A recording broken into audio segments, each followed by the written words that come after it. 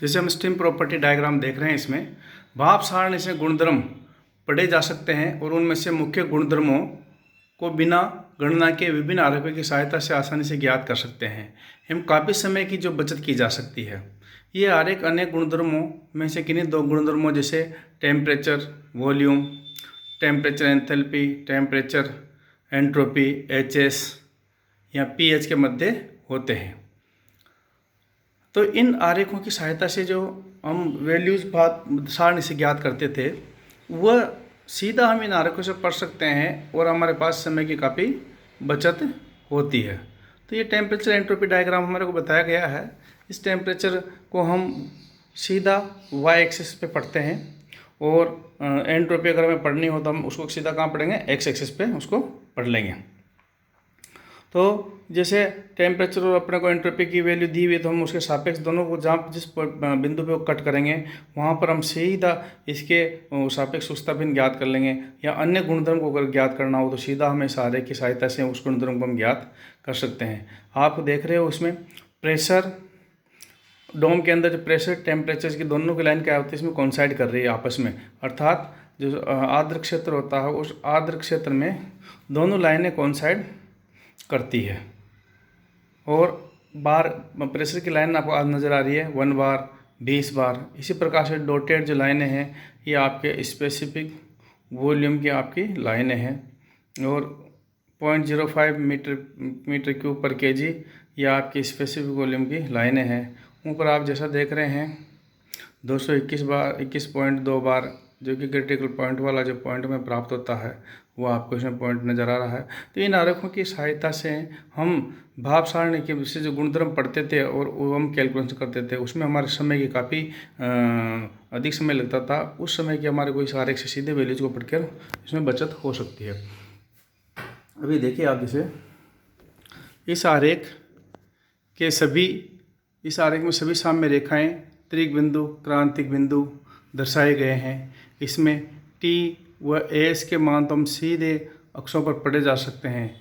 वाष्पन क्षेत्र में स्थिर दाब व स्थिर तापमान रेखाएं संपाती होती है। भाप की आर्द्रता को एक्स रेखा से दर्शाया गया है। स्थिर आयतन रेखा को डॉट रेखा से व्यक्त किया गया है। इस आरेख का अध्ययन के तौर पर विशेष महत्व है, परंतु अधिकांश प्रश्नों को न्यूमेरिकल जो होते हैं आपके, उनको हल करने में इसका हमें उपयोग नहीं होता है। जनरली हमारे उपयोग में सिर्फ एंथैल्पी और एंट्रोपी के जो मध्य डायग्राम बनाते हैं मोइल, जिसको मोइलर डायग्राम कहते हैं, कैलकुलेशन में हम उसी का ही अधिकतर उपयोग करते हैं। ये आपका सिंपल क्या है कि इसको आपके नॉलेज के तौर पे ये होना चाहिए। हम आपको ध्यान रहे कि इसमें कौन कौन सा आपसे एग्जाम में पूछ लिया गया कि टेम्परेचर और एंट्रोपी के मध्य आप डायग्राम बनाओ, तो आपको ये आना चाहिए कि टेम्परेचर एंट्रोपी के मध्य हमने डायग्राम बनाया। एक्स एक्सिस पे हमने एंट्रोपी ले ली, वाई एक्सिस पे हमने टेम्परेचर को ले लिया। आपने जैसे डोम बनाया, डोम बनाकर इसमें जो हॉरिजॉन्टल लाइन आ रही है 1 बार दाब की, उसके ऊपर हम 20 बार की लाइन बना रही है। बीच में हम चाहो तो दूसरी लाइनों भी अपन ड्रॉ कर सकते हैं। और क्रिटिकल पॉइंट से नीचे की तरफ जो डॉटेड लाइनें आ रही है वो आपके सुस्ताबिन की लाइनें हैं, जैसे x.25, x/0.5, x/0.75, x/0.85 और x=1।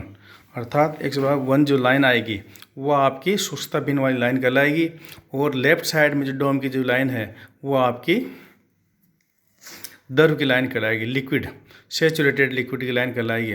और x=1, x=0 पे सेचुरेटेड लिक्विड होगा और x=1 पे आपका सेचुरेटेड शुष्क संतृप्त भाप आपकी होगी। और जो स्पेसिफिक वॉल्यूम की लाइनें हैं वो डॉटेड होती हुई ऊपर की तरफ जा रही है, जैसे 0.5 मीटर क्यूब पर केजी, 0.05 मीटर क्यूब पर केजी। तो ये जो लाइनें हैं इन लाइनों को आपको दर्शाना होता है, और किसी भी आप चाहें तो किसी भी टेम्परेचर और एंट्रोपी के सापेक्ष आप किसी भी सुस्ताबिन की वैल्यू निकाल सकते हैं या स्पेसिफिक वॉल्यूम की वैल्यू निकाल सकते हैं। परंतु जैसा कि आपको बताया गया है, इस आरेख का अध्ययन के तौर पे एक विशेष महत्व है, परंतु अधिकांश प्रश्नों के हल करने में इसका उपयोग नहीं होता है। इसमें वाष्पन क्षेत्र में स्थिर दाब और स्थिर तापमान की रेखाएं क्या होती है, संपाती होती है। भाप की आर्द्रता को एक्स से दिखाया गया है। स्थिर आयतन को हमने डॉट रेखा से व्यक्त किया गया है, और टी और एस के मानों को हम सीधा अक्षरों से पढ़ सकते हैं।